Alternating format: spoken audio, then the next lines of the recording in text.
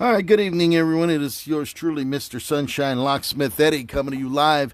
And boy, have we got a lot of material to cover here. It just goes on and on for Mr. Sunshine. There's never a day that goes by that it ain't hard for me. And what we have here tonight is a Rolls-Royce ignition switch. The owner of this ignition switch that actually, he took the whole unit apart. He pulled the whole switch apart to send me the lock. And what he did was he removed the retainer on this lock, not knowing that if he did have a key and put it in there and pulled it, you're going to pull everything out of it. But nonetheless, here it is. This is Aaron Yeager, good evening. Mr. Sunshine, coming to you live. We had to make these Rolls-Royce keys tonight. So what we have here, this is the ignition switch that's inside the housing. I don't have an ignition switch handy right now to show you, but it's a big switch like that, and all you actually see is the face with a bunch of screws and the springs and everything in there. So he dismantled the whole thing to send me this. I also told him to send me the glove box lock. This is the glove box lock.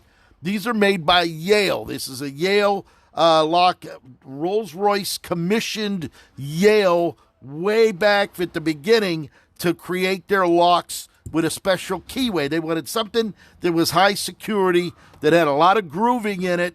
So Yale went ahead, commissioned it for Rolls-Royce, and they made all the keys. You can actually see the grooving in here. All right, you can actually see the tip of that key, the way it's all grooved up. So what we went ahead and did, since there's no code numbers or nothing, all right, there's a couple of ways you're going to do this. Number one, you're going to impression it. The problem is you have 8 depths, very close tolerance on these locks, very close tolerance. And the glove box, I'm glad he sent me the glove box. They actually call for on this particular model, I'll actually show you. If you look at the key data here, RR1054 is what the actual key code was. It's actually calling for a 62 HD blank. There's the actual profile of the key.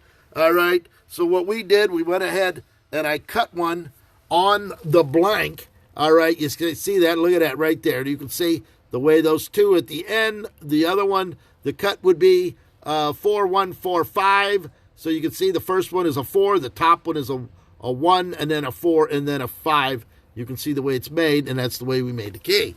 The issue, and that's why anybody wants to send me their Rolls-Royce locks, and especially they had to be done tonight because I have to get it out first thing in the morning because the guy needs his keys back. I got to overnight it so he'll get it back tomorrow. Had we have used the 62 HD blank that they call for in the owner, sure, the key goes in, all right, but it doesn't fit the glove box. So there it is. You see, that's not going to go in. So they're telling you use the secondary key when, in fact, you have to use the master key, which is a 62 HE. That is a thinner blank, and that key slides right in. So what we went ahead and did, we went ahead and used the machine. I cut it on my Code Max. That's an automatic key machine. And we go ahead and stick it in, put the codes, put the depths in there, hit the start button, boom, it cuts it right out. So now when you put the key in, you can actually have right there. It turns, you pull it up, there it is. You can close it back down, works perfect. Now, as smooth as that, you can hear that. Look how nice. You can hear that snap coming out of that Rolls-Royce, just like that, okay? Hear it.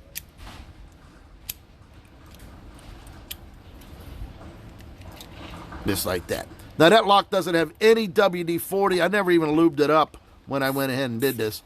So now we'll get a little shot of WD. It's probably the first shot of lubricant. There it is.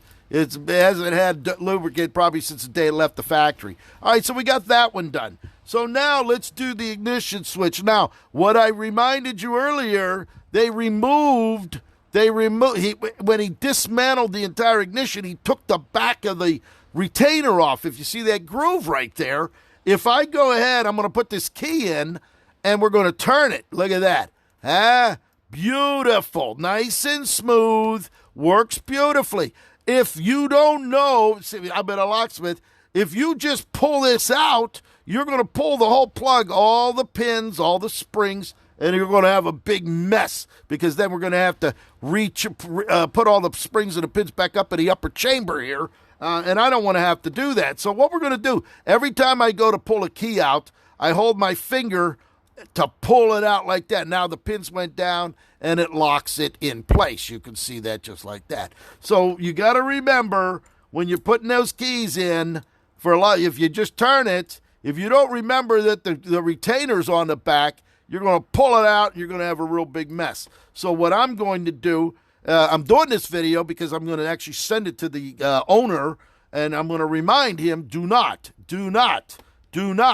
put the key in to try it, and then when you go to pull it, you're going to pull it all out. So I'm going to actually put some tape on this.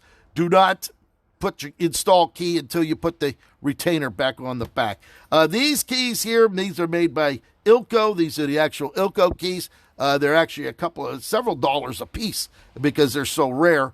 And these would be the Silca, synonymous with this, just a different head on it. So this key actually goes in, works in like that, but the key will not fit in there because you need the master key.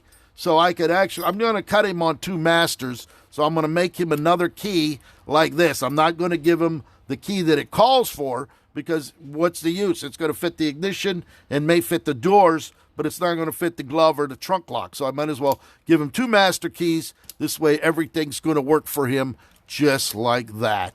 So there it is, Rolls-Royce locks. I'm going to go ahead and cut one more, and then we're going to go ahead and box this back up. We're going to ship it back up to him and tomorrow morning so that he'll have it by Wednesday bright and early so he can go ahead and start his car and get it up on the road.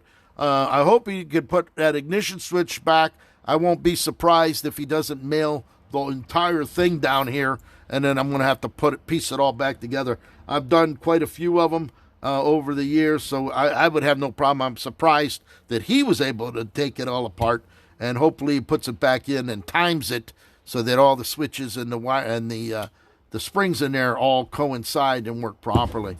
So I have an older 1927 Rolls-Royce ignition switch coming in. That'll be here probably by the end of the week. That's going to be an experience to show you how an old Rolls-Royce. I actually did one a couple months ago, so they saw my YouTube video, and he's going to send that out. So we're going to go ahead and get that done, and then we're going to work on a e-digital. While I'm already here, it's cold outside. It's about 55 degrees. I'm down here at my warehouse. I'm going to finish it up. We're actually going to put this together. I'm going to bring this out, and we're going to slap this together. It's an e-digital lock. This is the plastic membrane for it, or rubber membrane, I should say. So we're going to be putting that together and get that done so I can go install that first thing in the morning as well. It's 8:45 here in Eastern Standard Time in sunny South Florida. Hope you're all going to have a great day. Pick up that phone, 561-693-8636, coming to you live right down here in sunny, cold South Florida. Right here, look at that. Look at that. Oh, yeah. You got to love it. You got to love it. 8 depths. There's four spaces. It's a 4-cut, 8 depth, and they're very close tolerance in these Rolls-Royce locks. Have yourself a great night.